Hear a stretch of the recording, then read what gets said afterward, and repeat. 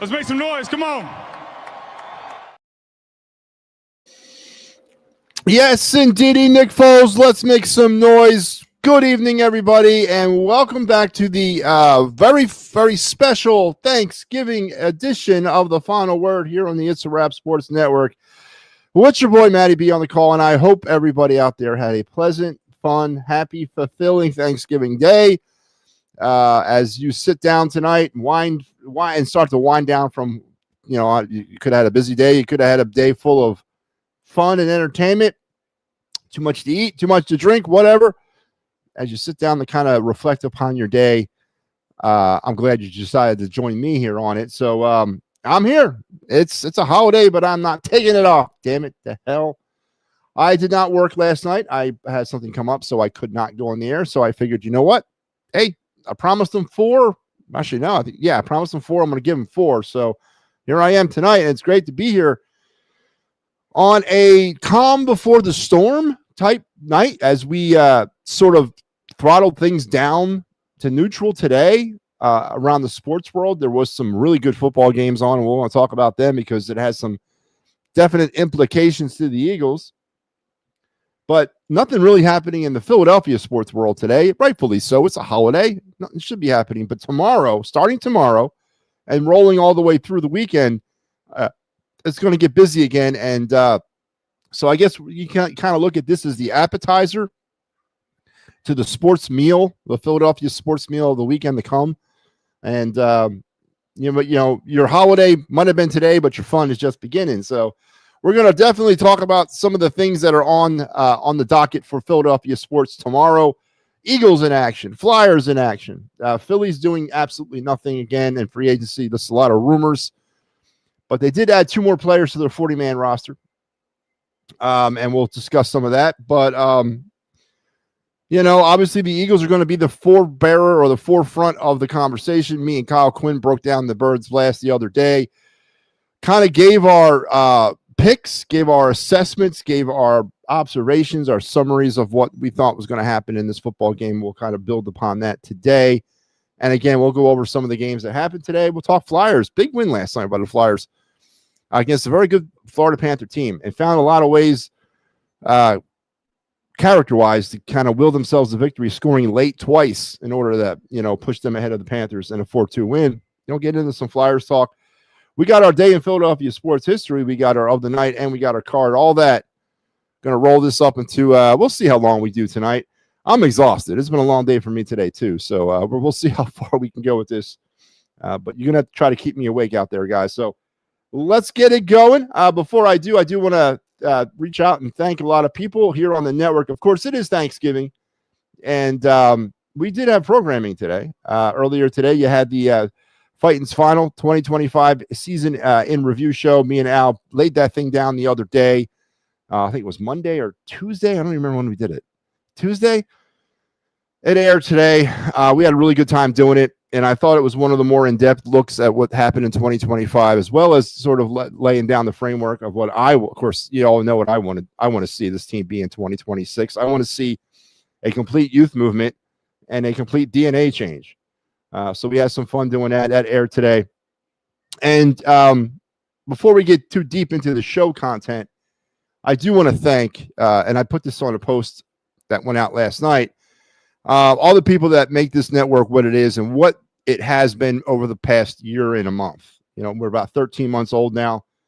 And when I think back to just a year ago, and I actually did a show last Thanksgiving as well.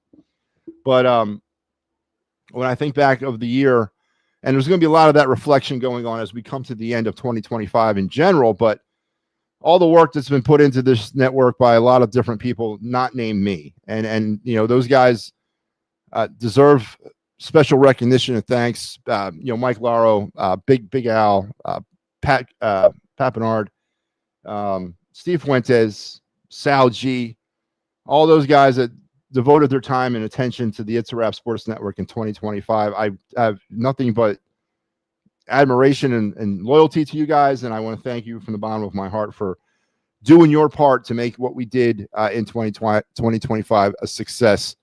And hopefully as we move forward into 2026, bigger and better things are coming up. But thank you to them, and of course you, the people out there that watch, that are actually subscribing to this stuff. Here's one of them right now, Joe Hale. Special thanks to you guys for coming and tuning in every night and making this a memorable experience for us all. So thank you all, and for those of you that are not named, you know who you are. Thank you very, very much for your support. All right, let's get into the day. Let's start it here. Let's start it here now. Let's talk about what's coming up. Yeah, there's something going on off camera, folks, and I apologize for the unprofessionalism that's happening off camera right now. But let's talk about what's coming up here on the network over the next weekend. Here we go. Tomorrow, as I mentioned, the calm before the storm. We got Eagles Bears post game. We got Gridiron Weekly. We got Flyers Islanders post game as well. So big day tomorrow as we'll get right back into the sports machine, so to speak. Saturday, we say farewell to Penn State football. Hopefully, I mean, even if they beat Rutgers, which I'm sure they will. I don't know. Maybe they won't. I hope they had not done enough to get a bowl game. I hope we can just say goodbye to Penn State football. Count 2025 up as a wash and start and reload this thing for 2026. Just find a new head coach, a new identity, and a new direction for the Nittany Lions. There's no sense in beating the drum of 2025 anymore for Penn State football. So Mike Lara will have you hopefully for one last Happy Valley Huddle tomorrow on Saturday, as well as I'll be back with Clear the Ice I got Clear the Ice all weekend. I got them Saturday night against the Devils. Sunday, Philly AM Sports, Steel City pre and post game, and then I'll be back on Sunday with the final word, because this is our final show of our broadcast week. It is Thursday, so I'll be back on Sunday, and we'll gotta do what we gotta do. Yes, Michael Peppernick, this is definitely live. I am live and in the flesh, live and direct on Thanksgiving night, approximately 9:09 p.m., depending on where you're watching this from. But yes, it is live. We are live and direct. So let's get it going. Let's strap it in, strap it on, strap it up. Keep your head, hands, and feet inside the car at all times, and let's roll here with our day in Philadelphia sports history. Let's go to the ripe old year of, what year was that? 1949. That's right. We go all the way back into the 20th century for this one. Back in 1949, this thing was not at all a common thing. Today, it happens every now and again. In fact, it's been happening quite regularly. But on this day in 1949, the Eagles' Steve Van Buren was the first running back in 16 years and the second player overall at that time to rush for over 200 yards in a single game, collecting a 205 yards in a 34-17 victory over the Steelers. The record had staying power. In 2013, Van Buren's single game tally was finally bested with a 217-yard effort by LaShawn McCoy as for the Eagles. I you know what? Out of what Saquon did last year, did he ever rush for 218 yards in a game? Probably did. But Steve Van Buren becoming only the second player in NFL history on this day in 1949 to rush for over 200 yards in a single game. So there you have your day in Philadelphia sports history.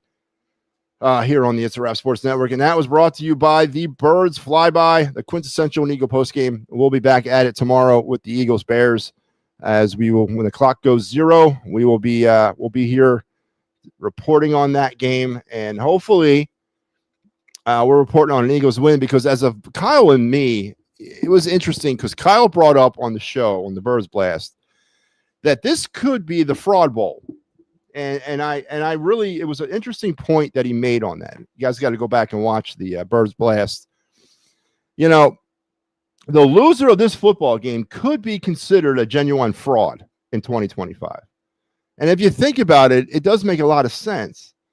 If the Eagles lose this game on Friday, tomorrow, it's time to ring the alarm. It's time to really sound the bells. It's really, it's a honest to goodness. I mean, not deadlock, but you got to look at the season as a potential collapse. If the Eagles lose this game against the Bears, they cannot lose this game. If they want to consider themselves a valid Super Bowl threat in 2025, they got to go out and beat the Bears. Simple put. And And I one up that. I think they got to go out and definitely beat the Chicago Bears tomorrow. We got to see something from this offense. And I know we're talking week 13, and we're still asking about what the offensive identity of this team is. You got the situation going on with Devontae Smith, who's been cleared to play, but he's got a chest problem. He's got a shoulder issue. He's coming off of an illness, allegedly. I mean, does he really even play? And if he is playing, how effective is he going to be? That's not what you want to hear about the offense. You know, they're struggling as it is. You don't want to hear about an injury to one of the starters. And they got to go out and win. And they got to go out and win definitively. They can't win 20-19 over the Chicago Bears. They got to put up like 35 points, and they got to really just be a humming machine, lock down the Bears on defense, and go out there and put, as I mentioned on the Bears Blast, foot to ass to the Chicago Bears. And if they don't, how can you not see this season as anything but a collapse? So it was very eloquently put by Kyle Quinn. Tomorrow is definitely the fraud bowl. One of these two teams, the loser, is going to come out of this game with a fraud label attached to them for 2025. The Bears, house money, right? No one thought they'd be sitting at 8-3. No one thought they'd be sitting in a position under their first-year head coach, Ben Johnson. No one thought Caleb Williams was this good or having, this effective. I don't know if he's this good, but he's been pretty effective in 2025. Nobody thought that. And they're coming in to Philadelphia with an opportunity, just like everybody else that's played the Eagles this year, to knock off the champs, make a name for themselves, and solidify their chances at winning a Super Bowl. Those are factors that I think we've forgotten about with these teams that we've played. We made fun of the Dallas Cowboys last week. Oh, that was their Super Bowl. Yeah, it was their Super Bowl. It's everybody's Super Bowl that comes in and plays the Eagles, or who plays the Eagles in general. Every team is going to go into a game against the Eagles with that mentality. And by the way, the Cowboys might have delivered a death blow to the Kansas City Chiefs today and beating them at home 31-28. The Kansas City Chiefs are legitimately on the outside looking in the playoff hunt right now. And the Cowboys are hanging around. They're hanging around. So, again, another important reason why the Eagles need to go out and win tomorrow. The Cowboys are making the NFC East interesting again. And with an Eagle loss tomorrow, it gets really interesting. So going out tomorrow and beating the Chicago Bears has got to be number one. I mean, they got to go out and they got to do it. I don't want to hear excuses either if they don't. I don't want to hear how the refs stole the game or, the fans booed them too much and they stole the game. I don't want to hear any of that, man. We're beyond this. This is the Super Bowl champion Philadelphia Eagles, the defending champs. I've never heard so many excuses being given to a team week after week, whether if they're losing or winning. The excuses that have been provided to explain why the Eagles are in a situation that they're in. These are the defending champions. And we make excuses for them left and right. It's never they were worse than their opponent. Their offense has not received or reached an identity in 13 weeks. It's not nothing that's right in front of us. We're so afraid, or I'm not afraid, but a lot of fans are afraid to say what they feel. And it really annoys me. Say what you feel. Stop making it. Now, silly you sound when you make excuses for this team. Oh, well, the offensive line's banged up. Yeah, they are. But there's a reason why there's second and third string players. They haven't worked out. So criticize your GM for not doing an appropriate job on making sure this team was complete. Right? The quarterback, is not able to run the full extent of a playbook. Well, criticize your coaching staff for not coaching him better. Criticize your GM again for locking him to a franchise quarterback-like contract now that we're stuck with that. Let's look at that. Why are we looking at so many other outside sort of like impulses? A.J. Brown can't keep his mouth shut because he can't get his stats. Well, I think that's about the one thing we are honest about when we criticize somebody is A.J. Brown. We're like, he's a diva. He's selfish, whatever. He's self-centered. We're pretty honest when it comes to A.J. Brown, but we're not pretty honest about this football team in general. So I don't want to hear any more. You go out there and you win a football game and you move on, or you go out there and you lose a football game and you move on. But you got to play a complete game in the process. They have not played a complete game all season long. 13 weeks or 12 weeks into this damn thing, and we're still waiting for them to play a complete football game. Does anybody else see a problem with that? Is that the Super Bowl champions? Right? Is that, and then, oh, what? They're still 8-3. A win is a win is a win. How stupid that sounds. How friggin' stupid that sounds to say that about the defending champions. A win is a win is a win. We'll take them as we can get them. But you know deep down, you want to be honest because you're not stupid people. You see what I see. You just don't want to say it for whatever reason. You're afraid to get cast out the island. I don't know. Lose your Eagles fan card. I don't know what the reason is. But it's time for the fan base, if they lose tomorrow, it's time for this fan base to get seriously honest, brutally honest with this football team and stop making the excuses for them. They're providing you enough to talk about. We don't have to add the excuses in there to help it out. There's enough to talk about with this football team week in and week out without us having to add excuses into it. And as I said, Kyle doesn't agree with me on this. He says he doesn't need to see style points tomorrow. He just needs to see a win no matter what. I disagree. I need to see style points. Now, style points can come in many different ways. They can come in a 40-5 win. I don't know why I got 5, but 40-5 win. It can come into a complete game by both the offense and the defense, where the offense finally, after 13 weeks, establishes an identity. It can come that way, and maybe they eke out a win that way, but they make the big plays. They make the big stops when they need to. They get stops on defense. They make the big plays on offense.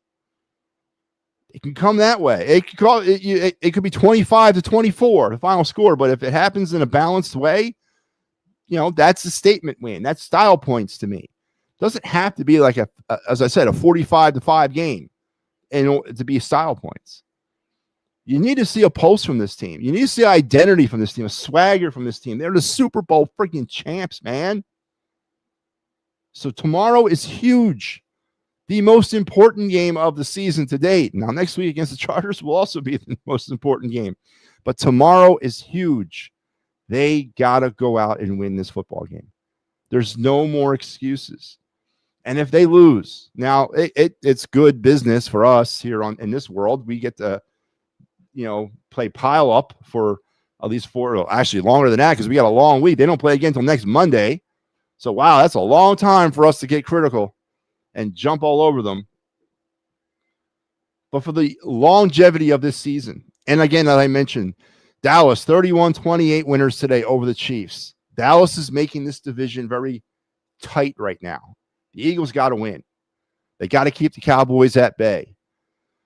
Now, there's a couple of things working for the Eagles against the Cowboys. They split the head-to-head, but Dallas has got that one tie. That doesn't necessarily work out for teams pretty well. But you know what? If Dallas keeps winning and they have a chance to win out as well, I think they got Buffalo. That's the toughest team they have left in their schedule. We got to find a way to keep winning, and we got to find a way to keep Dallas down. Dallas is waking up, man. That offense is waking the hell up. They hung up 31 points on Kansas City tonight, and I don't know what the hell's going on with the Chiefs. I don't know what's up with Pat Mahomes. I mean, got me damn near 30 points in fantasy today. But Kansas City's got a really bad defense. They lack that edge that was so dominant about them. Now, is it over for Kansas City at 6-6? No, it's not over. But boy, it's getting close, and they're really flirting with danger here. So tomorrow's game is massively important for this football team. The Eagles got to go out and win. Now, looking around the NFL for the rest of the action, great early game today. Another great game, 31-24, Packers over the Lions. What was my take out of this game? Jordan Love, man. Jesus Christ. I think Jordan Love's overrated. I think the overratedness came in the game he played against the Eagles, but today he tore the friggin' Lions apart. Now, of course, this is the same Lion team that we could only put up 16 points, and Jordan Love dropped 31 on them. I don't know what to take from that, but Jordan Love looked very effective. His wide receivers looked very effective. Now, some of the weapons that he had at his disposal today, he did not have against us a couple weeks ago. But the Packers looked pretty damn good, and the Lions looked pretty pathetic today, honestly. But a good back-and-forth game. A lot of points scored. Eminem at the halftime show, man. Time to wake the kids for that one. And then tonight's game, it's ongoing. Currently, it's 7-6 Baltimore over the Bengals in the second quarter. So, good football action across the board today. I think a very productive Thanksgiving day in the NFL. Great games to watch, great games to be entertained by. And of course, the central message today, they're wearing the patches on their shirts. John Madden. How can you not have, Thanksgiving Day football without John Madden? And the world was a colder place when he left it. So they paid homage to him today, which was really cool. I really enjoyed seeing that. So there you have it. There's my Eagles rant. On the table for further discussion, if you like. I am going to open up the phone lines right now. If you guys want to hop on for this Thanksgiving Day night, I would more than appreciate it, and we can have some more fun. We can keep talking about this stuff. And again, we can talk whatever you like. So the phone lines are open if you want to jump on. The link to the show is now out into the stream. You click on that link, it takes you here, backstage with me. I'll put you on. You can either have your camera or you're not, or don't. I don't care. I just need to be able to have a way to hear you and talk to you, and have some fun. So phone lines are open, and let's continue on with this conversation. Drew Makuba, of course, we talked about this earlier in the week, is on IR. Britton Covey has been elevated to the 53-man roster, so he'll more than likely be back receiving punts for the Eagles tomorrow. Dory Jackson's also been kind of given the seal of approval to return tomorrow, so expect to probably see him at the CB2 spot. What do the Bears do with that? Do the Bears try to exploit that? More than likely they will. Cooper DeJean probably goes back into that slot, which then creates a little bit more flexibility for the Eagles, putting him back where he's more comfortable in playing that slot position. So pieces are lining up for a very good football day tomorrow in South Philly, Eagles and Bears. And hopefully we'll have some fun with that game. And again, the Eagles, we got to get this thing straightened out, and they got to start tomorrow with a win. And it's got to be a definitive win over them Chicago Bears. So that's my Eagles conversation for the night. Again, we can continue to talk, continue to bring it up if you like. Also, of course, we could talk transition to baseball again real quick. As I mentioned earlier, you saw, if you didn't, I highly recommend you go check out the 2025 Fighting's Final Season in Review show between me and Al Zafiri. Took you through our final episode of the Fighting's Final for this past season, and we kind of set the table a little bit for 2026. I laid out my very in detailed plan for what I would like to see this roster look like. Again, I'd like this. I think this is a great way to look at this. And here it is. This is what I would like the 2026 Phillies to look like.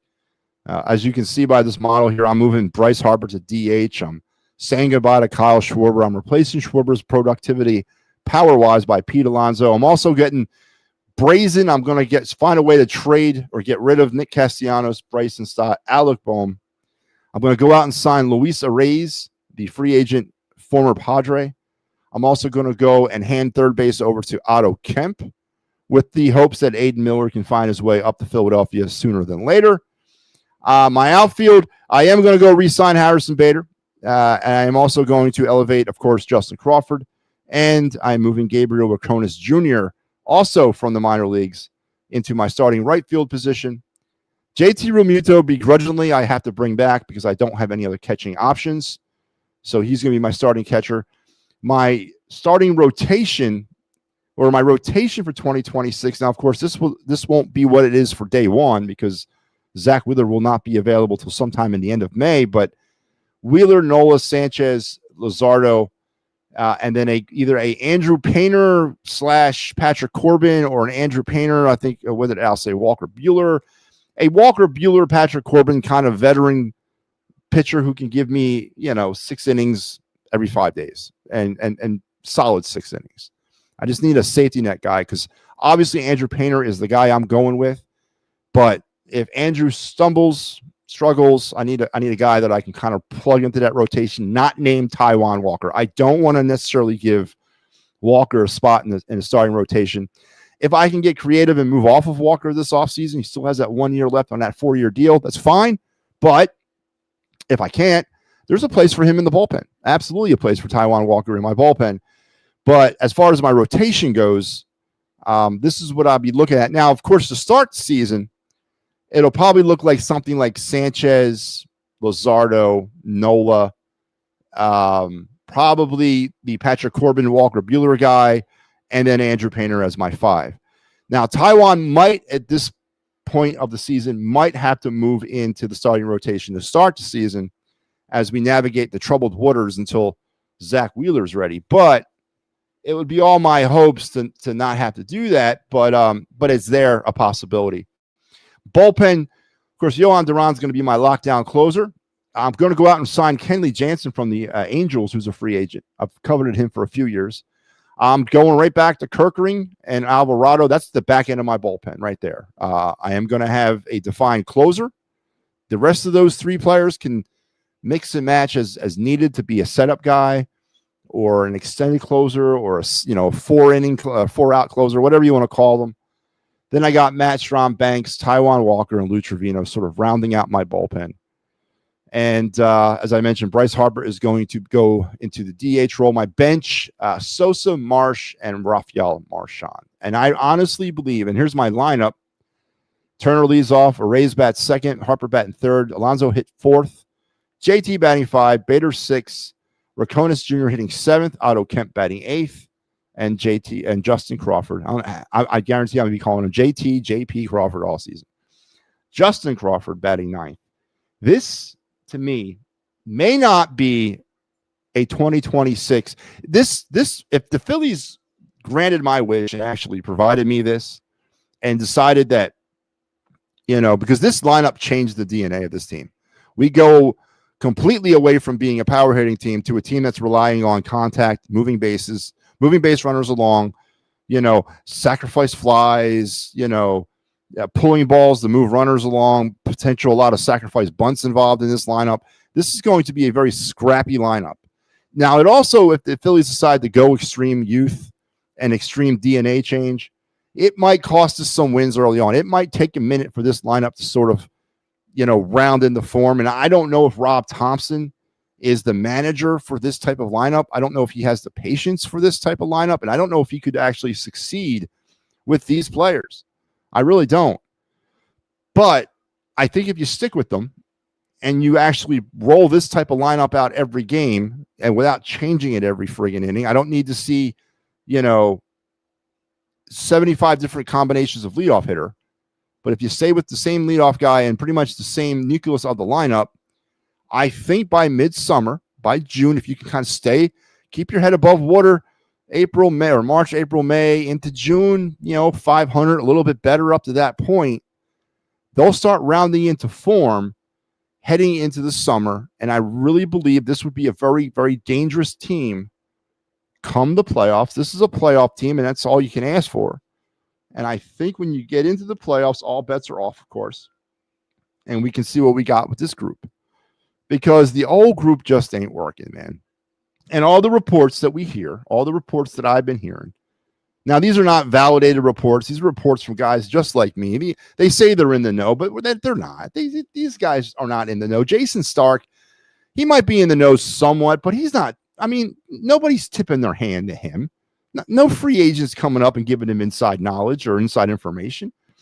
Maybe in order to sort of, goose the market a little bit, they're going to start something maybe, but there's no real legitimate information being given to these guys. And the reports circulating that Kyle Schwarber is in negotiations with the Phillies and that JT Realmuto is also in negotiations with the Phillies. Scares me, man. It honestly does, because that tells me we're running it back. And that is the one thing that I don't want to see happen. I really don't. And I am at that point with this baseball team. If we got to sacrifice wins in order to change the DNA of this team, so be it, man, because in the long run, that's the better move. But going back with another year of the same stuff, and I don't care how you package it to me. I don't care how you say it's going to be different, because I hear that every friggin' year. Every year I hear, oh, well, this is not 2023. It's not 2022. This is not 2024. Now we can throw this is not 2025 into the mix. You say that every year, and it's how can you say that when it's the same people? It is every year the same thing. So just for the sanity of the fan base, the sanity of the baseball people in Philadelphia, change the DNA of this goddamn baseball team. And also, the other way wasn't working. Are you really thinking another year of Castellanos, Harper, Schwarber, Stott, Bohm, Realmuto is the one that's going to click? I mean, what tells you that? What makes you think that? But there's contracts involved. There's big contracts involved, and it's not as easy as, waving a magic wand to get off those deals. I understand, but you got to get creative. We still have a window of winning. There's still a core group of players here that, if surrounded by the right complements, could probably win or compete before it gets too late in the dance. Bryce Harper's got juice left, and I know you can't move off of him. I would love to move off of him, but you're not moving off of that. Trey Turner, you can't move off of him. No one's taking that deal, but they got juice left. But they can't do it by themselves anymore. You gotta build complement players around. You gotta provide them protection. Luis Reyes protects Trey Turner at the top of that lineup. Pete Alonso protects Bryce Harper in the middle of that lineup. It'll give them better pitches to swing at. And ultimately will lead to more hits and more runs and more wins. You got to get creative. We cannot run the same people back. We also don't have a structured lineup. This lineup that I just showed you, I'll pop it up one more time, is structured. You actually have a leadoff hitter. You actually have a number 2, a number 3, a number 4, a number 5, a number 6. You actually have guys whose baseball profile fits where they're batting in the lineup. I know that's a crazy concept around here, but it actually works. And it gets away from having a situation like having to have Alec Bohm batting 4th in the playoffs. It gets away from having a situation where you're leading off or batting Kyle Schwarber 2nd. It gets away from that nonsense. And for those that were using the excuse of that was the best option, I'm not saying, actually, I shouldn't say that was an excuse. I'm not going to say that was an excuse, because I honestly believe that in some cases was the actuality. But we don't have to deal with that no more. And we actually have a balanced lineup that could go out and produce. So if it's not this lineup, it needs to be a similar looking type lineup with contact hitters, mixed in with some power guys. I want a variety. I want inclusion. We got to change it, man, because it's not working. And the pitching staff was amazing last year. It gave you an opportunity to win night after night after night. But it suffered a little bit of, chinks in their armor with losing Wheeler and then Nola. I don't know what the hell happened to him, but, the Nola season. Now you're going to lose Ranger. Now, when Ranger was playing last year, he was pretty good. Pretty damn good. So hopefully you can conjure up another year of magic from that rotation. Hopefully you can conjure up another year of stability from that bullpen. Now, if you add Kaylee Jansen, and that's all I'm asking to put Taijuan Walker and Kaylee Jansen inside the bullpen. One external piece, one addition to the bullpen currently is Kaylee Jansen. That's all I want. And then you just move Walker in there full time. And I think that stabilizes that bullpen. It gives you a lot of different options. You could go with Walker early. You can go with Walker in the middle. You can go with Walker in the back end. And then you also have solidified back end pieces that can pitch. And you got a closer. So you're in a position to where, the bullpen needs some reinforcement, But if you just move Walker there and you bring in an external piece, I think that's the only one external addition is all you're going to need. I think the starting rotation is going to be fine. It may take them a little while. It may take a couple months. Obviously, when Wheeler gets back is the big time. We'll start looking at that in June. Does it start to round into form June into July when things really start getting interesting? That's fine. I can weather that storm. But I think the starting rotation has at least one more year left in it. And you gotta help them out, man. You got to give them a more balanced, structured lineup. So there you go. That's my Phillies lineup. And all this nonsense of we're close into contract negotiations with Kyle Schwarber and JT Realmuto. I get the JT thing. We need a catcher, but boy, I don't want Schwarber back. I don't. He makes things more complicated here. It really does. All right. Well, nobody coming in on the phone lines tonight. Well, you guys all sleep out there, man. Wake up. Let's move on. I guess let's keep moving through. Let's get into our of the night segment. That'll work for me tonight.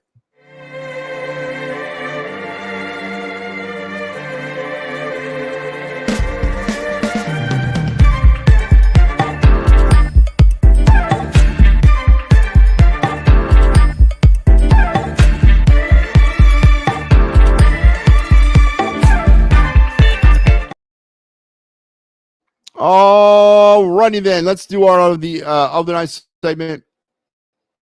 Flyers prospects is the topic tonight.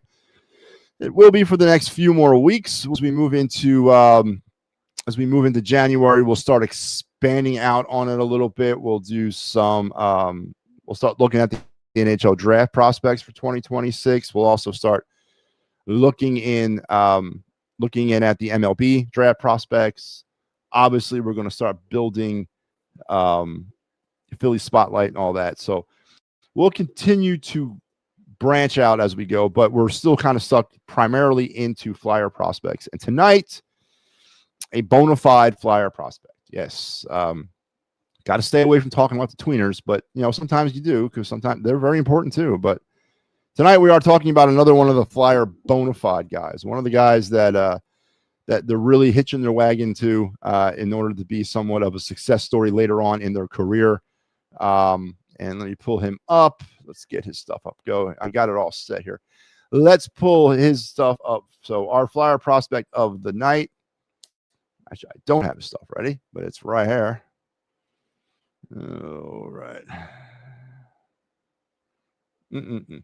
Flyer prospect of the night is center left wing Jack Berglund from the far edge of the Swedish Hockey League. 6'3", 209-pound center left wing hybrid forward, drafted in the second round of 2024. I do remember when they took Berglund. I think he is not in Sweden anymore. He has moved on in his career. Let me pull up this stuff right here. I was just looking at it. No, he is still in Sweden. He's still with the same team. So another year in Sweden for Berglund as he continues to round his NHL game into form. 6'3", 209 is definitely what I'm looking for when it comes to a forward, especially a centerman. With the puck, Berglund is an inside-driven, decisive, and patient in equal measures, able to move the puck with pace or wait patiently as plays develop before making his decision. He can spin off checks along the wall, work the give-and-go game, and gain the inside and cut through traffic to get quality looks. Berglund, again, just really kind of fits the profile of what we're looking for. But, yes, there is a little, he's playing out in Sweden, but a lot of people consider the SHL, the Swedish Hockey League, as the third or the fourth best hockey league in the world. You got the NHL, the AHL, you got the KHL, and then you got the SHL. So top 5 hockey leagues in the world is where Jack Berglund presides. So far through 2 games or 21 games with Farkstead, he has scored 5 goals and 3 goals, 5 assists for a +12. Pretty damn impressive for a +12. Potentially, this is his, I think, 3rd year playing in Sweden. I would like to believe that they might have seen enough of him at this point. Where's he at? Let me see where he's at here. Yeah, he's been in Sweden for a while. He's been in Sweden playing professional Swedish hockey since 2019. So this is more than his 3rd year as he is is wrapping it up. They're going to have to make a decision with Berglund this spring because he's up at that. Well, no, actually, they have another year with him. They have another year. They got to make a decision with him. He's still unsigned. So they're going to have to make a decision with him probably this spring to whether to sign him to his ELC or cut him free. But like this is like his 5th year in the same league in the SHL. But he's pretty productive throughout his time. His total goals, 35 goals through 4 years. Not bad for a young player. As he sort of don't forget, he's been playing professional hockey since he's been 16. It's a little different how they structure it over in Europe, but had the Flyers seen enough to give him an ELC? Had they seen enough from his European game to see that it will translate well to the North American game? We'll have to wait and see, but big kid, 6'3", 209 pounds, 6 foot, drafted in the second round. You drafted him in the second round for a reason in 2024, so you would think that they're not going to be very quick to want to cut bait on a second round draft pick. Jack Berglund currently still out in the SHL, but a decision on him is going to have to be made here real soon, meaning like this spring, about what they're going to want to do with him. Either actually sign him to his ELC or send him on his way. If you sign him to his ELC, more than likely he'll come over in the spring, get some time with the Phantoms, and maybe we'll see him wearing orange or black. But there you go, Jack Berglund, one of the many players that we're hoping it's sooner than later with some of these guys that come over here and start contributing to the Flyers. And he is your prospect of the night here on the Of the Night segment. And that was brought to you by, to be clear, the ICE program. We're back at it this week, tomorrow. Mike Lauro had you during the week. I got you for the weekend. I got you for the Islanders and Devils. They go back-to-back Friday and Saturday. So we'll be cutting it up on the ice. I'm your resident hockey guy for the weekend. Love it. Love it, love it, love it. All right. So let's talk a little bit of Flyers. 4-2 winners last night against the Panthers. Interesting win, character type win. Battled that team back and forth, and they got those 2 goals from Forrester and Couturier late to separate themselves and get the win. I think they're up to 27 points now. 12-7-3, I believe, is their record. Showing signs. 1 step forward, 1 step back, or 2 steps forward, 1 step back. I don't know really what to say about them. It's funny because one night they show so much promise, and the next night they are back to their old ways. Well, the Rick Tocchet experiment through 23 games has been a successful one. I think we can all say that. You can definitely see the style change, but the way they play, the pace they play, there's more chances being taken. There actually are. I shouldn't say there's more chances being taken. There's more freedom of thought being given to the players. And that might not be necessarily the right thing because it at times causes them to overthink. And they're still working through that process.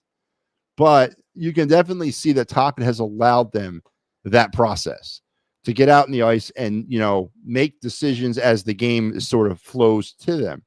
And that's part about being a pro too. And I don't know if John Tortorella, that was sort of a priority for him. Again, and I'm not knocking Torts for that. I'm not. I just think that he was at a different phase of this. He's been on record multiple times as saying that, I'm here to win hockey games, but I'm also here to teach kids how to be pros. So I don't think we had gotten to that point of where he was going to turn over the thought process yet to them. But you can see that Tocchet, for good or for bad, has started to let these guys sort of kind of think their way through situations more on the ice. And sort of coach them up after the situation to sort of like tell them what they did wrong or what they did right. And it's yielding fruit. It is. And they're getting a little bit more out of them. There's still massive holes along this team when it comes to, goal scores. I think Michkov had a goal last night. Of course, I don't want to spend too much. I don't really want to get into the goalie thing yet. Tonight, I don't have the strength for that. We all know the problems there. But there's some positive signs with this team. And as we go through this season, we're a quarter of the way through already. Can't believe quarter of the hockey season's over. But as we get deeper into this and it gets more of a grind, and of course we got back-to-back games this weekend, Metropolitan divisional rivals, big weekend, opportunity to steal 4 points here. You're going to hopefully see a more continued growth. Now, are some of the things, because the margin of error for this team is so razor thin. because there's just not enough depth, right? There's not enough firepower on this team to say, well, we can go out and let Sam Ersson face 18 shots but only make 14 saves and still rebound and win a game. They're just not built that way. They don't have that kind of ability. Dan Vladar's giving you a good opportunity to stay in games, most games. Now, the tendency to fall down early in games, I hate that. And it's been a trend of this team this year. I guess maybe that's just what they are. And maybe that's what they need to motivate themselves. I get it. I don't know, but it's a dangerous way to play. But there's such a thin margin of error for the Flyers to work with because they just don't have that much firepower yet. And they still, even with them thinking through things and developing continuing to develop their potential offensively, they're just not those types of players. They don't have them. And maybe that continues to sort of grow throughout the season. But are they a competitive team? Yeah. Are they a fringe playoff team? 23 games through the season, they are, but we still have a lot of games to go. Again, is it important that they make the playoffs this year? 100%. You can't miss the playoffs for 6 straight years. You can't set that franchise record. But ultimately speaking, getting closer to our goal of winning a Stanley Cup, they're not any closer, right? They're not. We still need a bona fide superstar here, and we don't have them yet. Travis Konechny, I don't know what's going on with him. He's had a terrible start to the season. Mitch Koff's had his problems, the undisciplined offseason. He's using the regular season to get back into shape. You can't have that. You got to learn. I wonder what Tortorella would have done to him if he was here during that. If Tortorella was here this year and Mitch Koff showed up out of shape, I wonder what Torts would have done to him. Man, that would have been fun. That would have been fun. I just thought of that right to this very particular moment in time. Wonder what he would have done. But Flyers are churning on, and they're watchable. They're fun. I don't like the style. Perimeter crap. I hate it. But they're winning, and they're scoring goals. 60 goals now through 22 games, coming up to that 3-goal-a-game plateau. That's the league minimum you want to be at. They're giving up the same amount of. They're being outscored by their opponents by like 4 goals. They've scored 60 goals, and I think they've given up like 64. So that's a little imbalance right there. In the shots department, they're like even with their opponents. They're bringing themselves up, right? But they haven't separated themselves yet from anybody. I don't know if they can with this current group. I know they're developing still, and they're entering a different phase of the rebuild. We'll see. Good young story, yes, but still, they're like that half step still behind. But tomorrow night we'll get it back going here as they'll battle the Islanders in their annual Black Friday game, which is not home. That's right.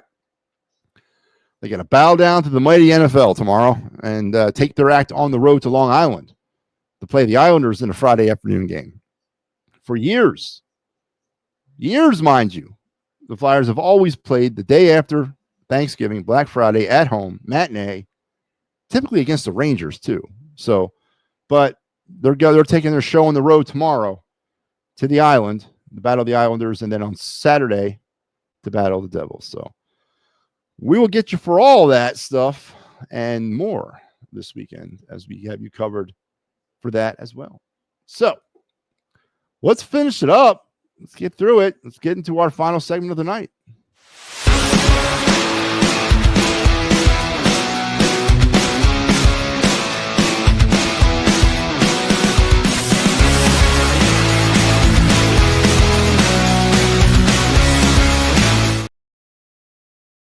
Yep. MattyB's card review, Thanksgiving Day edition. And why not?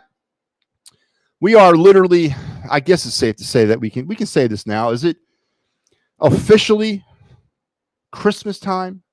I know technically it's still Thanksgiving Day, but I know with my family, in our dinner we had tonight, we started a new tradition tonight. Secret Santas.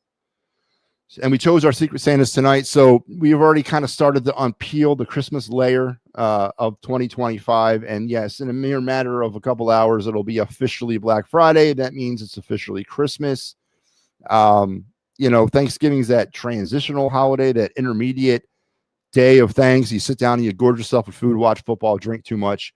wake up and it's Christmas time, literally. I mean, and now it's okay to see Christmas stuff in stores. Of course, it's been there since Halloween, but now it's okay.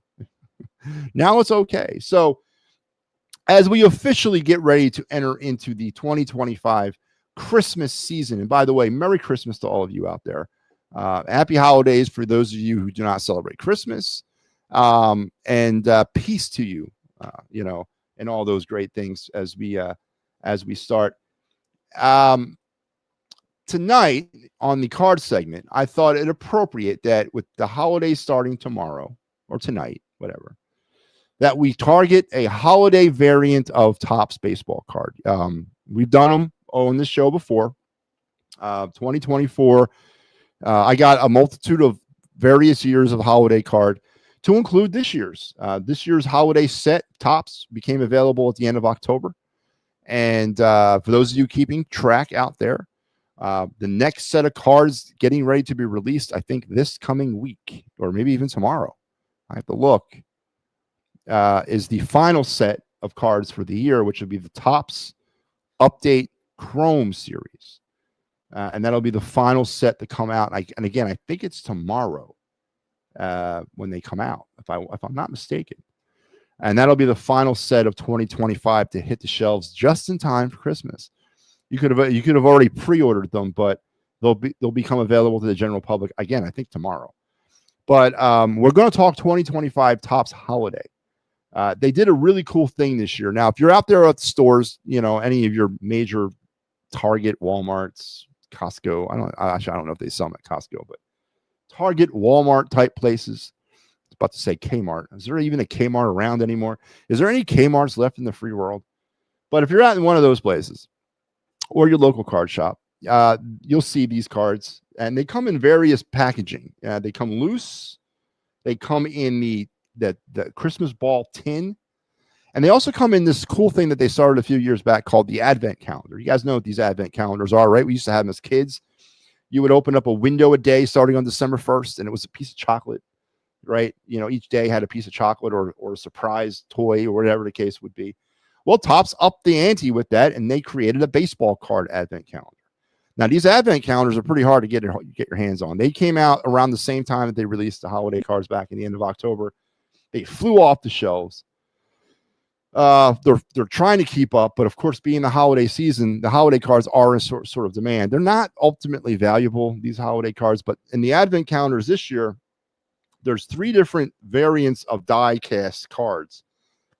3 inserts in the set, and they're available only in the Advent calendar format. So if you want to get your hands on it, and as we progress through the holiday season, I'll show you what I mean about these die cast cards. I've already gotten a few. I've already actually tore through an Advent calendar already, and I have a second one that I'm actually going to do day by day, starting on December 1st. But this card I'm about to show you tonight came out of the Advent calendar that I pulled earlier, I think in November. And it is the 2025 Adios Garcia Relic card from the 2025 Topps Holiday Set, card number PRAG. It's a relic card. It's got that you can see the Christmas ball there in the middle, the bigger version there, the bigger one right above the Christmas ball of the Texas Rangers. That's a relic of his bat, a piece of his baseball bat.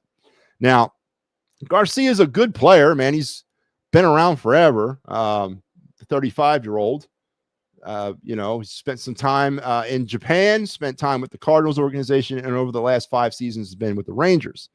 It's actually been talked about in some trade conversations. I think he's a free agent actually this year. Decent left-hander, career batting average of 237, 141 homers, and 459 RBIs, and 74 stolen bases. In 5-6 seasons of play in the major league level. So he started late, 32 years old. He'll be 33 in March. So he started his career late, not the more traditional route to Major League Baseball, but he's scratched out a good, decent career for himself. And Topps gave him a relic card in the 2025 holiday set. And here it is. Pretty smart looking card, man. 2024 had a very limited insert die cast selection. I think there's only like 2 or 3. 2025 has come up with maybe like 5 or 6, and this is the relic card. There's multiple relic cards throughout this set, pieces of uniform, players wearing Santa Claus hats, all that kind of thing. But this is a straight up Adolis Arcia relic card with a piece of his baseball bat. Currently, right now, there's not too many of these cards to find out there that have hit the open selling market, because the set's pretty new and these relics are not necessarily a dime a dozen. But I have found a couple that are going for about $12 right now, and that's pretty impressive for the player and the set of card that he's on. The relic, of course, helps it out tremendously, being a piece of baseball bat, and any relic card that you might come across is something to keep a hold of. And Garcia's is no different. So $12 right now, and it's a very, very thin market because there's not too many that have hit the selling market yet, because they're still being found, so to speak. But smart looking card, smart design. I love the traditional type Christmas layout here, with just using some of the, the garland and the wreaths and it's just really traditional Christmas stuff. And then of course, incorporating the Christmas balls and then slapping the relic card, or slapping the relic right in the middle of that Christmas ball. Just a really cool card. And again, it's a relic card, and here it is in its physical form right here. Again, right now I found a market out there for this card for about $12, and that's pretty damn good for the player, the type of card it is in terms of a holiday card and a relic card. So there's your card review of the night. A very cool looking card. Here's the back of it if you're interested, right there. Adolis Garcia 2025 Topps holiday set relic. And there you go. We'll probably incorporate a lot of the holiday cards over the next month as we navigate through Christmas. Yeah, but all right. Well, we're coming up on an hour, and it has been crickets out there, guys. Jeez Louise. Joe Hale was there but disappeared. You guys barely keeping awake tonight? I get you. But we're going to wrap it up. I do again want to thank everybody and wish everybody a happy Thanksgiving. Of course, I already put out my thanks to the crew members of the It's a Wrap Sports Network: Pat, Mike, Sal, Al, Steve Fuentes, all the guys that have come on and contributed their time and energy and creativity to this network in 2025. And as we move deeper into the final part of the final leg of 2025, of course, we'll continue to express our thanks to them. But who I have not thanked, and I got a lot of grief for off camera earlier in the show, and she deserves a lot of thanks. Listen, and again, anybody can do this. And what I mean by this is anybody who has a dream of wanting to do sports broadcasting or any sort of media platform or media medium, whatever, go ahead and do it. But it's different, and we've talked about this before.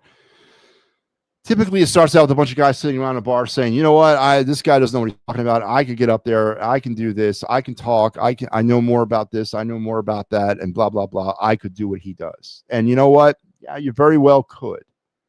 But there's so much more that goes into this than just this. This is the end state. This is the final product of show prep, producing, time consuming, content building. There's so much that goes into this. And as the, leader of this network, obviously, most of it falls on my shoulders at this particular moment, in the moment of the network, the infancy or the stage of our growth here on the It's a Wrap Sports Network. Al does a lot of our show graphics. He does a lot. Me and Al do the most, right? But the schedules, when the graphics that are produced by Al or produced by me or created, I'm the one who goes in and sets the studios up for every show. I make sure that things are, where they are and where they have to be for everybody's show, not just mine. And that takes time, and that takes dedication, and that takes lots of nights of sitting in front of this computer till 2 or 3 o'clock in the morning and getting things ready for the next day or whatever, or next week or whatever the case may be. And that takes away from time with the family and my wife Nina, who is who knew about this, of course, from the minute I met her, or she met me. We were all, she knew what this was, and she knew I was into this stuff. Has been ultimately very patient with this as I pursue a dream to do this full time and to be, create this, be part of this revolution that is digital sports media, taking it away and killing the dying on the vine terrestrial sports radio and all that. So special thanks to her personally from me, her husband. So that was what I was laughing for earlier in the show was her giving me grief off camera because I didn't mention her at the beginning of the show. So definitely special thanks to Nina. And I know the other guys would be saying the same thing about their other halves, to allow them the time away from them to go do this, and for nothing. I mean, we're not getting paid right now. We're still building that process. So this is all dedication and time that we are investing in for a bigger future. So thanks, babe, for all your help and all your support. All right, well, the phone lines are open, and I was literally about to sign the hell off, but okay, Papernick, I'll let you on, man. Happy Thanksgiving, Papernick. How you doing? Hey, happy Thanksgiving, Matty. How you doing? So I just read that the Phillies might be in on what's that, Bellinger or the Cubs' old center fielder, the former MVP, played for the Dodgers. Yeah, Bellinger. Yeah. I don't want. No, and listen, I said this earlier in the show. All these reports. I mean, how many times did we go through this in off season? This guy's rumored to here. This guy's rumored to there, and 99.9% of them, they don't work out. It's all about generating likes and clicks and interest. Nobody really knows what's going on behind the stage, but no, as far as the player profile, I do not want him either. Unless we're moving off of Schwarber and we're going to add him to replace him, but. But is that does really it go in center and they replacement? move Crawford to left? What's that? Is that really a replacement? Because you're not going to get the stats that Schwarber put up from that guy. That's not a replacement. Well, you're going to get a power profile. Maybe not the stats per number, but you're going to get the power profile. And you would, I mean, I got to look more into him. I don't want him. I really don't. I rather have a different. If we're going to go power and replacing Schwarber, I want to go first base and Alonso. I mean, I think that's where I'd like to go. But yeah. Okay, is it true that Dylan Cease signed with the Blue Jays? 7 years. Now why? This is my problem with the Phillies. They always want to be they want to play the long game. They never want to step up. They only stepped up one time. Well, I shouldn't say they stepped up with Turner. It took Middleton to sign because Clente couldn't, get that deal done with Harper. But they usually just wait people out. I don't understand it. Like, I have no clue. It's like it's been going on since free agency became part of Major League Baseball. The Phillies are horrible like that. Yep. Like everybody else gets these players. I mean, like I'm not saying Dylan Cease we need it, but man, Pete Alonso's sitting out there. Make a decision. No, I hear you. 7 years, $210 million. Yeah. You know who's licking his chops, and seriously, if Christopher Sanchez has another year like he did this year, he's licking his chops. Ranger might be licking his chops too right now too. He's not going to get. Yeah, but didn't Dylan Cease? Did he win a Cy Young, or wasn't he like an ace? He was an ace with Chicago, right?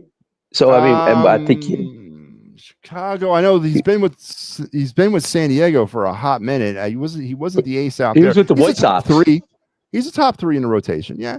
Yeah, but I don't know if.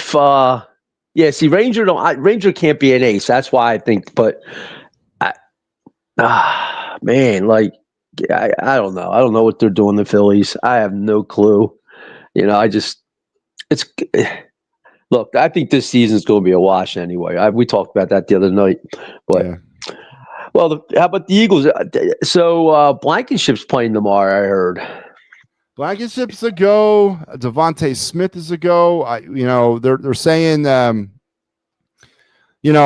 don't know if Blankenship is going because there's really no other no other cans in the pantry, and they're just, can you walk? Yeah, okay, you're playing. You know, I don't know really how effective he's going to be. Devontae Smith's dealing with a shoulder or a chest and an illness. I don't know how effective he's going to be. Yeah, but they're going to be a go apparently. Well, what about Justin Simmons? He's out there still. He's been out there for the last 3 years, and there's a reason why nobody wants to sign him. Why don't they sign him? Well, he was with Atlanta last year, I think, and then he left. Last year, he was also a free agent to the end of the offseason, and he had multiple opportunities. This year, the same thing, but he never jumped on him. So I don't. There might be something they don't like about him. I don't know. Well, we got Sidney Brown. Oh, and don't they have Epps? Didn't they sign Epps, the former safety? Yeah, he's with the team. But there. I mean, he's got to be better than Sidney Brown, who's just a bullet that don't go left or right. He just straightforward hit the guy and just keeps going. He don't know any other speed. Yeah, I listen. We're critically thin at safety, and honestly, heading into the season, even when they were healthy, we were thin at safety. There was a lot of question marks at safety. Well, they've got that guy Hart, and Hart is a slot guy. What about putting DeJean back there? I mean, as a safety, DeJean has a little. When I say this, he can play like a little Brian Dawkins. I'm not comparing him, meaning like he's got the speed. He's a safety who can cover. You know what I'm saying? He don't hit like Dawkins. You know, there's not a lot of people that did that, but I think he'd be well at safety. Well, I don't want to sell DeJean's tackling ability short. He's a very good tackler, and he's got really good closing speed. He closes really well on players. I think being a safety would be perfect for him. Honestly, absolutely. I'm not trying to downgrade the guy. What I mean is like Brian Dawkins was a different breed. You know what I mean? He was like that's a different breed. Ronnie Lott. You know, I mean, they when they hit you, they wanted to knock you out of the game. There was no other ifs and buts about that. Yeah. I mean, they were trying to end your career in one shot. Where DeJean, he's hitting you, but I don't think he's got. He might have it, but you know what I'm saying. I think he fits that position, and I think he fit it well. Yes, absolutely. No, I think I know what you mean. When DeJean hits you, he's not looking to put you through the grass. Yeah. He's just looking to get you down. Yeah, I agree. Yeah, he's not. It ain't like Ronnie Lott, who he said he wanted to kill people when he was out there. Yeah. You know, so I mean that was my favorite player growing up. Him, Wes Hopkins, Andre Wooders. I mean, they were my players. I was like, oh man, yeah. But I think. What do you think about? So I wasn't on earlier, so. What's your prediction for tomorrow's game? What do you think? So on the Birds Blast yesterday, was that yesterday, Wednesday? Yes, Wednesday. Yeah. I say 24, what was it? 24-17 Eagles. I got the Eagles winning this game. But I only got the Eagles winning this game because I'm still going off of the paper mentality of the Eagles. The Eagles on paper are a better football team than the Chicago Bears. But Kaepernick, don't get it twisted. I would not be surprised if they go out and they lose. Honestly, I have zero confidence or faith in the offense. And I do have faith and confidence in the defense, but not playing 95% of the football game on the field. They can't continue to do this. They're getting worn out again. They're getting hurt again. I think this is a trap game, though. I've said this since the Lions game. Everyone was looking at the Cowboy game as a trap game. I was like, I don't see that. I see the Bears game as a trap game because everyone's going to look at the Bears game if they're struggling, which they are. Everyone's going to look at that Bears game as the get right game, right? Or if they're not struggling heading into that Bears game, everyone's going to look at the Bears game as an easy win. To me, that's the trap game, and I could definitely see the Bears winning that football game. Yeah, I could see it. I mean, because they're real creative on offense. I mean, is that Ben Johnson? I think he's just. I mean, look, I'm not like people will like kill Caleb Williams like they kill every young quarterback that's a first or a second pick in the draft. I mean, the kid's still feeling his way around the NFL, and he finally got a guy who's opening him up a little bit. So it wouldn't shock me, but I had the Eagles win like 26-20, something like that. Yeah. I mean, now Ben Johnson calls his own. Hey, Kaepernick, I bet you Ben Johnson calls his own plays. Well, yeah, yeah. I bet you that too. Like I said, like I told you the other night, there's only one head coach in the NFL that can't call offense or defense, and he's our head coach. He can't do neither one. No. I mean, that's the downfall of. See, this is where I think Howie. He. I don't know why he don't get Sirianni in the offseason, like sitting down with a John Gruden and trying to, work on it a little bit better. You know what I'm saying? Like, well, why wouldn't you? And get Petula in there and just work on it. Where Sirianni can get the feel a little better feel for calling plays. You know what I'm saying? Because it's just bad. I mean, we're in trouble if they. That's why he's not taking them play calling. He won't take it away from him. He won't. Yeah. He's afraid to. I don't think it's him. I think it's Howie. Howie's probably like, no, you ain't doing that because you can't call plays. Yeah. No, and you're right. And it's a real, again, winning masks a lot of things, and winning Super Bowls obviously mask a lot of things too. But when you're losing and you have this type of setup with this team, everything is sort of magnified about how real bad it is, like how dysfunctional and disjointed the whole situation is when they're losing. And it makes you wonder, I mean, Howie Roseman, I can't sit up, and I will if I could. I could bash him every night, all night long, because I think he's a fraud. I think he's a fraud. I think he's one of the luckiest people on the face of the earth. I think he might have sold his soul to the devil. I really do. He has gotten lucky, and we've gotten Super Bowls. But when it comes to sustaining, when it comes to building an empire or building a dynasty, I don't think he's the right guy, because he doesn't build teams like that. First of all, he strips them down every offseason and rebuilds them every offseason. And with his choice of coach and his choice of, coach, whatever Sirianni, CEO, whatever he is, that choice, that's not sustained. That's gimmicky. That's lucky. The luck is going to run out on Sirianni at some point, and you might be seeing that right now.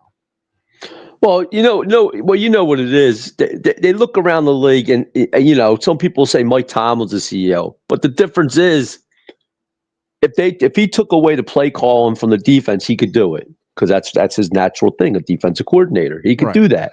Sirianni don't have nothing natural to do it. I mean, that's the downfall of this. And Howie. We could all bash Howie, you know what I mean? But what can you do? I mean, he's won the 2 Super Bowls. I mean, look at the debacle. I mean, look, he took that debacle that Chip Kelly did, and he cleared that all out.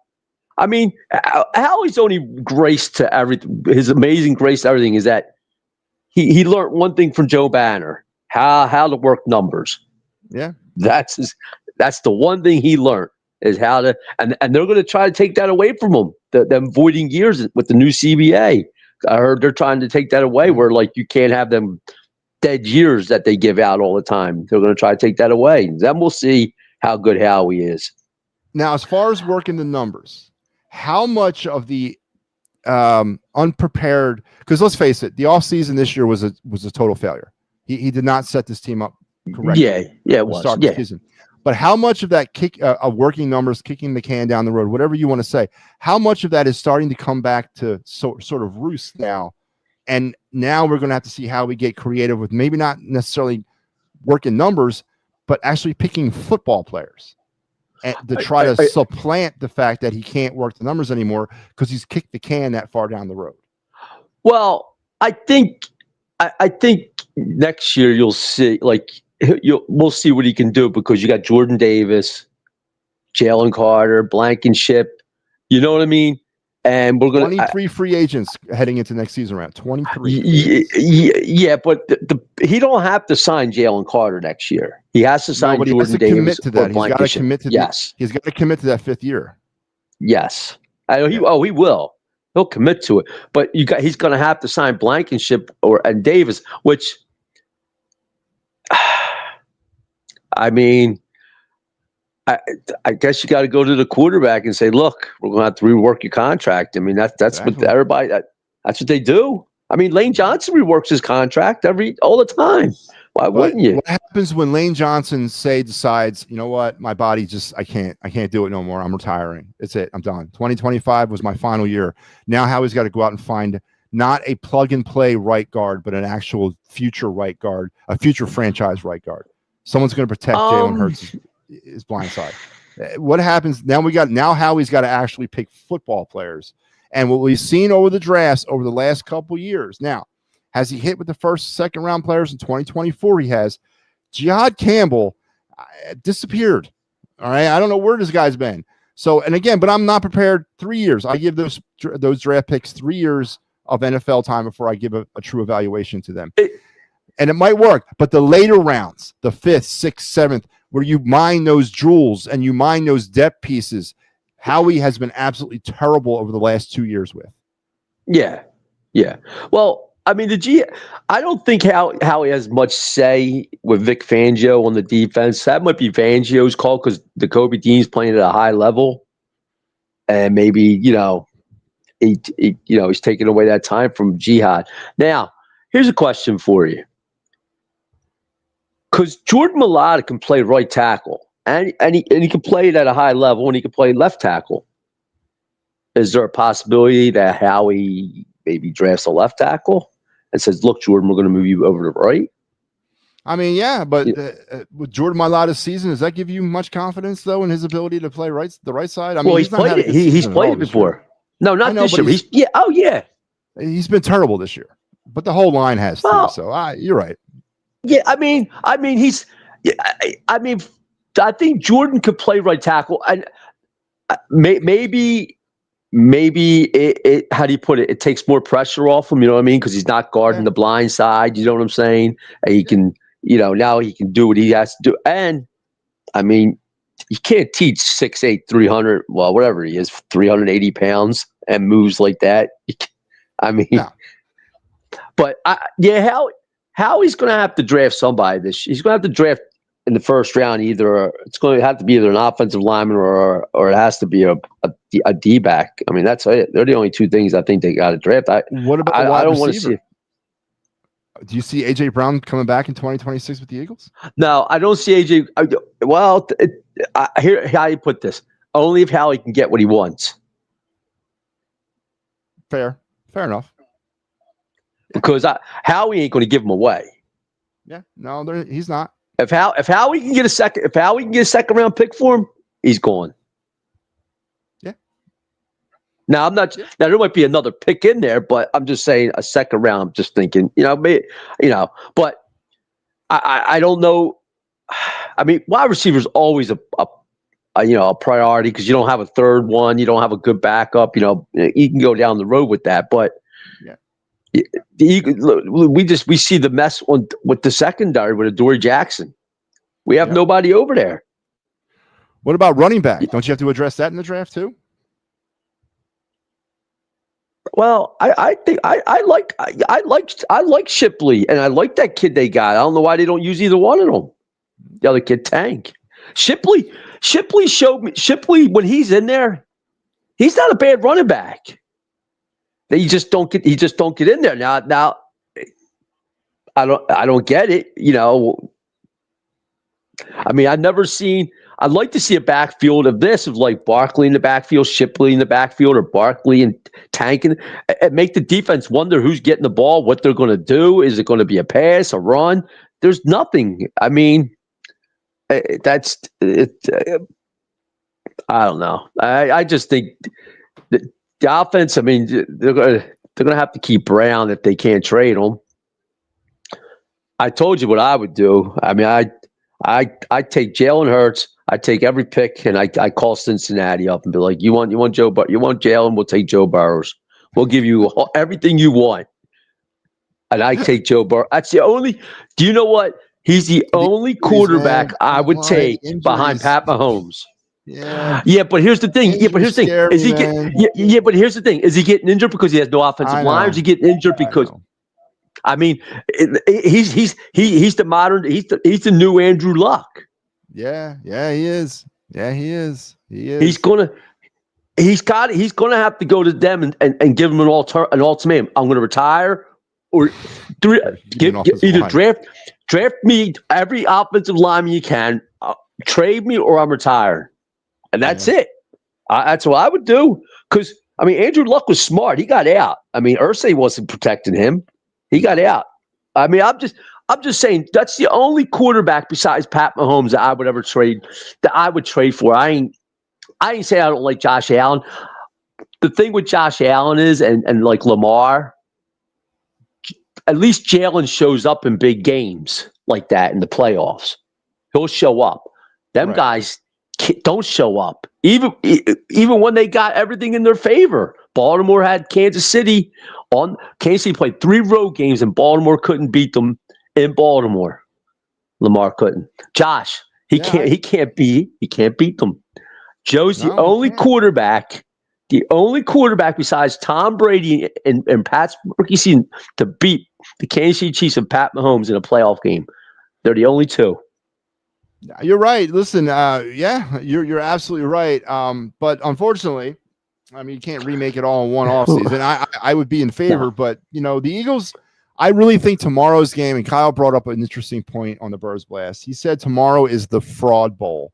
And what he meant by that was the loser of tomorrow's game might be labeled a fraud for 2025. Whoever loses that game tomorrow could be or is potentially a fraud this year. No, I think it's more the Eagles would be called the fraud. The Bears because it ain't like they made the playoffs last couple of years. I don't think that's for them. They're a fraud team.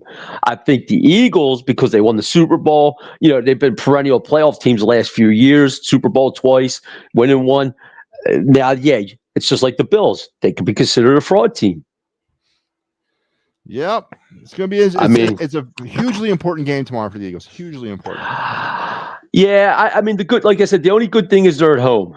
That's the only good thing. That's in their favor, But those people are going to burn that stadium down. If they come out and play the effort that they've been putting in offensively over the last 3 weeks, oh man, it's going to get nasty down there. Well, that's why that might be good too. Maybe that's what that team needs. I don't know. I mean, but I still, like I said, I see them winning. And then they got that little break, and then they got the Chargers, and they're that's you want to talk fraud team? That's a fraud team right there. I feel bad for Jim Harbaugh. Yeah, we'll see. I mean, we'll see. We got to take it one at a time. I don't think it's a gimme win for the Eagles to go to LA and win. I think it's going to be a good game. I do. Again, it all keys to that Eagle offense. If they continue to play this way, like they played all season long, every team they play is going to be in the game. That's just the bottom line. Okay, real fast before I get off. What did you think about the Chiefs losing? So first thing about that, I didn't see the whole game, but no, it was back and forth, and I don't know what's going on out there. Kansas City's defense stinks. Mahomes has got terrible wide receivers. Him and Kelsey can't do it all. They really can't, and they're not going to be able to do it. Their playoff hopes are like fading. They're 6-6. Dallas. That offense for the Cowboys is legit. It's 100% legit. CeeDee Lamb was actually catching passes today. He wasn't dropping anything. I mean, the guy was catching stuff, and Dak was dropping them in, man. He made mistakes, but you're going to throw interceptions when you take your chances down the field. Yeah. But Dak was connecting more than he wasn't, and it was funny because heading into that game, a lot of the talk I heard all week was, the Cowboys. It was when they played the Eagles, it was their Super Bowl, and they're going to get smoked by the Chiefs. And I thought, don't write the Chiefs off, or don't write the Cowboys off. The Chiefs they're struggling too. Listen, Dallas is, and this is another reason why tomorrow's game is really important. Dallas is starting to make the NFC East a race again. If the Eagles lose tomorrow, the Cowboys are only a game and a half back, and we got a race again in the NFC East. So. Dallas, don't run them off, man. They're not done. Is Dallas 5-5? No, Dallas is now 7-5-1. Oh, I thought. Oh, okay.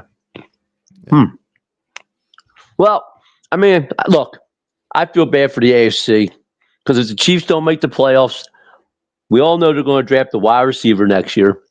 We all know they're going to go out and get a Tyreek Hill or a Waddle. They're going to gear up on offense and. they'll just take it all over again. Oh yeah, Tyreek Hill or Waddle will be in Kansas City next year. Watch. Oh yeah, one of those two. They got terrible wide receivers. Terrible. I got, and they'll draft one, and they got Xavier Worthy. I mean, those just start. I mean, it's really a lose-lose for the AFC. I mean, if they don't make the playoffs, the rich are going to get more rich.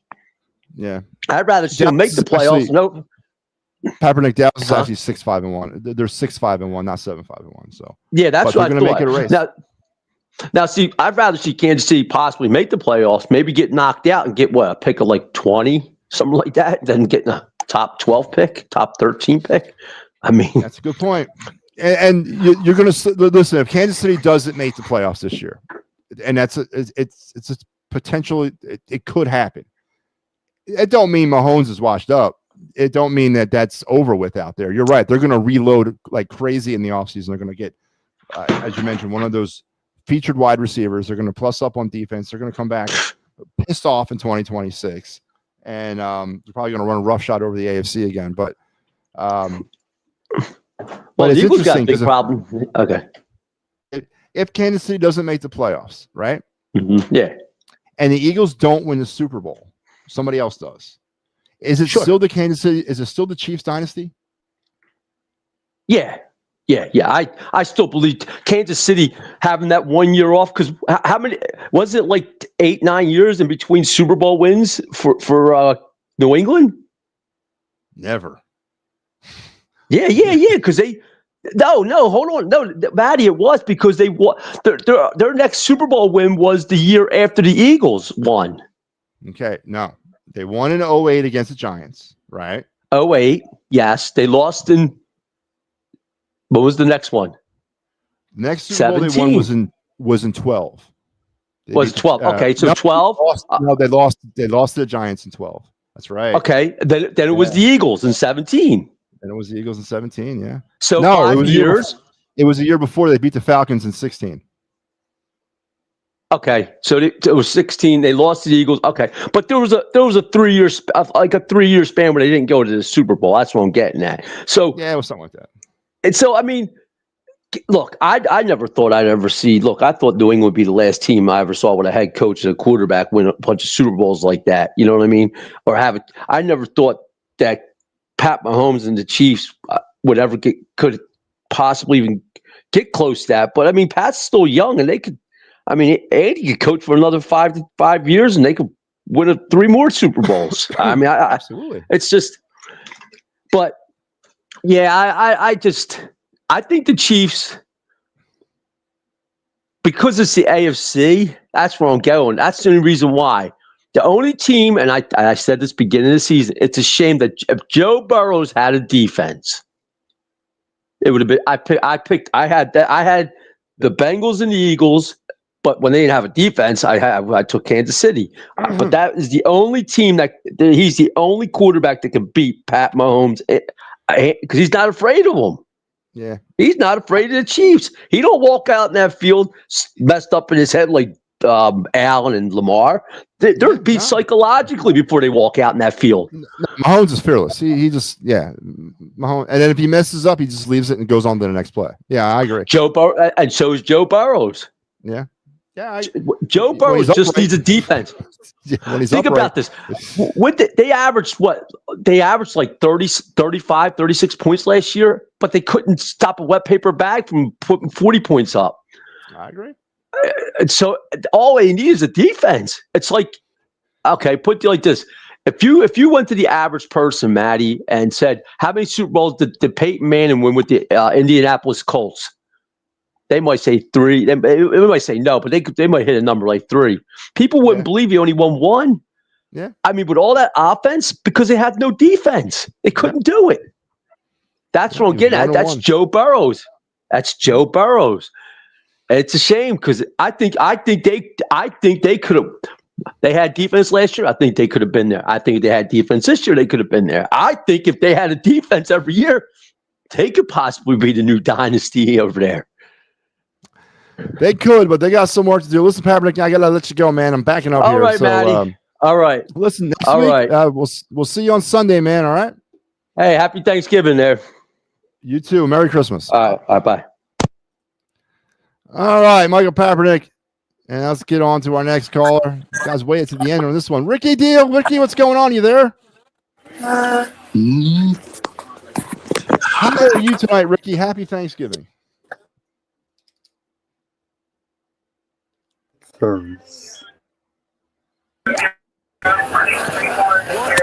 would you like to talk about tonight, Ricky?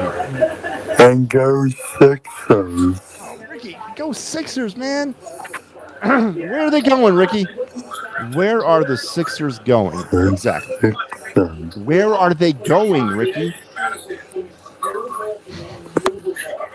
Are they going to the championship?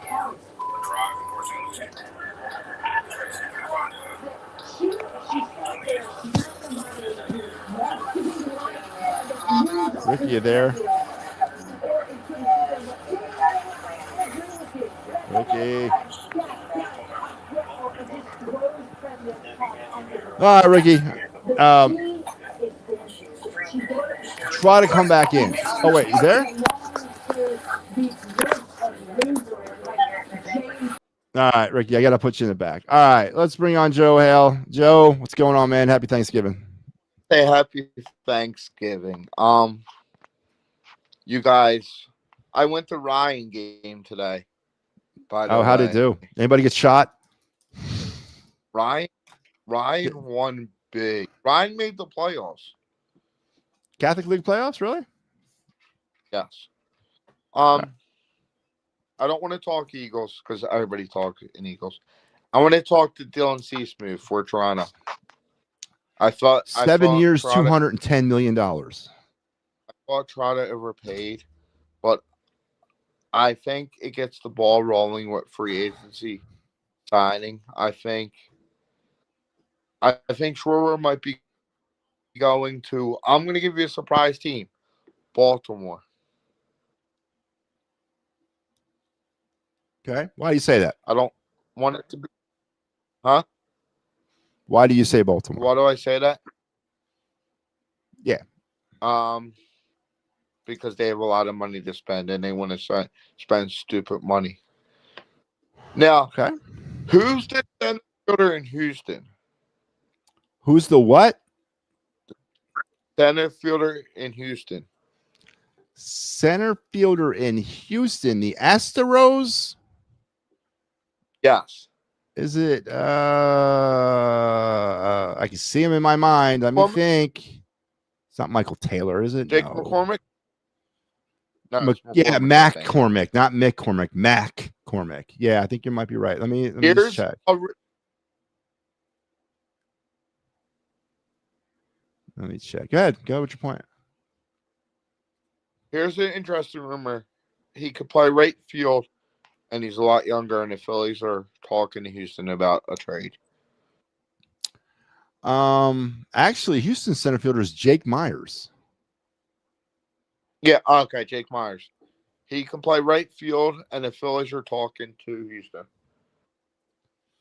Let's see Jake Myers' line. He what did he do? He played 104 games. That's not too good. Kind of had, I guess he's dealt with some injury problems. Batted. Let me see. I hate the way they break this down. I hate ESPN and the way they break down stat lines. They don't have the important stuff out here.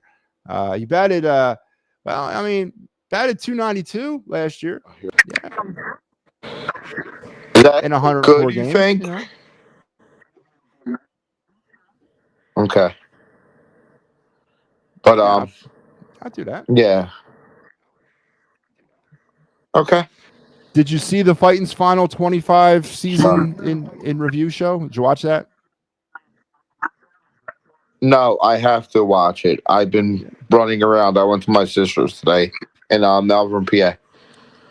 Okay, well, sit down and enjoy it. Me and Al broke it down. Well, it's nothing new. You've already heard my plan. Al you'll be interested to know what Al's plan was. I don't want to spoil it. You have to watch it, but it's kind of in line with me. No, I will.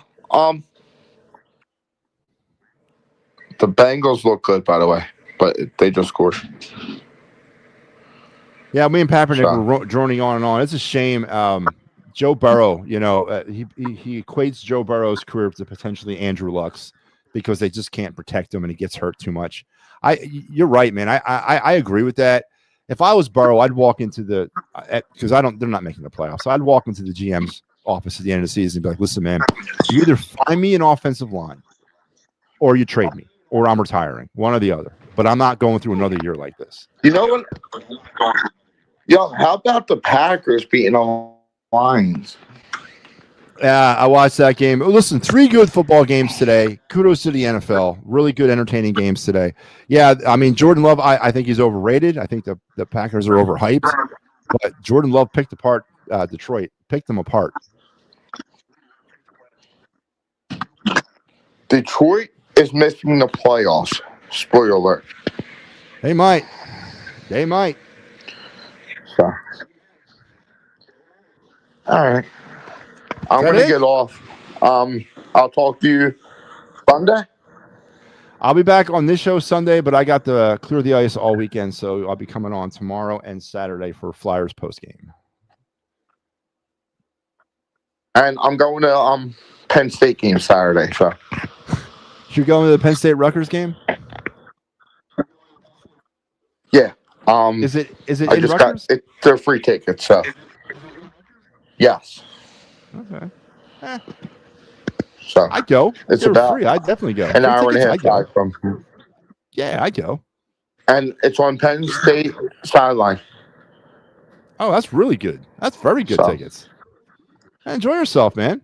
And I think the head coach is going to be. I'm going to give you Brian Diablo from the Giants that just got fired once the Penn State job. Isn't he alumni there, or wasn't he? No, he wasn't alumni there. I know he was the. He was the coordinator for Alabama, right? That was his claim to fame. Yeah. Yes. Yeah. Nick Saban endorsed him today. Chip Kelly's looking for a job too. No, the way Kelly's going. Here's an interesting name. Ole Miss is going to hire Chip Kelly. We'll see. He'll be back in college and he'll be a head coach next year somewhere. Or Ole Miss? LSU Really? because, huh? Ole Miss or LSU and the Chip Kelly in the SEC? I don't know about that. Because Kiffin's gone back home. Yeah, I saw that. Florida. It's rumored that he wants it. Yep. Well, we'll see. That'd be interesting. That definitely would be interesting. But all right, Joe, listen, man, I hope you had a great Thanksgiving and enjoy your holiday weekend and make sure you're tuned in. Happy Valley Huddle. Tune in to Mike Lauro on the way back from the Penn State game and all the great programming here on the network. And we'll talk Sunday, man. Go Birds. Go Birds. All right, Joe Hale. All right. Listen, man, you guys got in late, but you got in. I appreciate once again the contribution there. Do the call-in segment every night. We try to, if I remember. But as I was saying before, Kaepernick chimed in, and then everybody else chimed in. I want to wish everybody out there a very happy Thanksgiving. From the bottom of my heart, the CEO, head coach, founder, operator, inventor of the It's a Rap Sports Network, your boy MattyB. Happy Thanksgiving, Merry Christmas, Happy Holidays. It's a great time of the year. It's the time to step back and enjoy your fruits of your labor in 2025. So that we can wake up on the morning of January 1st or 2nd and do it all over again. So enjoy the rest of the year. Enjoy your holiday season. Enjoy Christmas. Enjoy this weekend coming up. And a lot of different things to be doing. I know, the Black Friday stuff, going out shopping and more family time and decorating for Christmas. A lot of families do that tomorrow or Saturday or Sunday, and then they mix in with, watching sports and stuff. But enjoy the rest of your holiday weekend and enjoy this season of Christmas. It doesn't last. It's a beautiful time of the year, and it never seems to last long enough. And it's a huge letdown when it's over, but enjoy it. And we'll be here with you the whole way. We'll ride you through all the way into 2026 and beyond for us. So again, thank you, Joe. Thank you for the support. Thank you for the time. Thank you for spending a little bit of your Thanksgiving Day night with me. And I will see you again on the Final Word on Sunday, but I'll be back tomorrow and Saturday doing some Clear the Ice. Here's our schedule once again on the network for the rest of the weekend. Big day tomorrow, 2 post-game shows and the Gridiron Weekly, and then post-game galore on Saturday, and we're filled again on Sunday. I want to keep those airwaves moving, keep content pumping out, and we're going to have you through the rest of the weekend. So make sure you're stay tuned to all the great action. And as news breaks, and maybe, just maybe, we can talk some Philly signing if a major piece is added to this team, which I'm not saying it's inbound or it's incoming. But if, for example, if something happens tomorrow or Saturday, there will be an emergency preemptive show, probably a Fightins final. We'll come on and we'll talk about it. So we'll definitely try to do that as we move through the rest of this offseason. But hopefully, and we'll get back to some hot stove on Sunday as well, as we'll update you what's happening on the hot stove. But you guys enjoy the rest of your night. Enjoy the rest of your Thanksgiving. And again, Merry Christmas to everybody out there as we prepare to switch from one time of the year to the next in an eye blink. And I'll see you guys on Sunday on the Final Word. I'll see you guys tomorrow on Clear the Ice. And please stay tuned to all the programming. Like, share, and subscribe. Tell your friends, your family. You're spending a lot of time with family this weekend. Well, help me out by spreading the word about the It's a Wrap Sports Network. Until we talk again, guys, you guys have a good night. Again, happy Thanksgiving and Merry Christmas.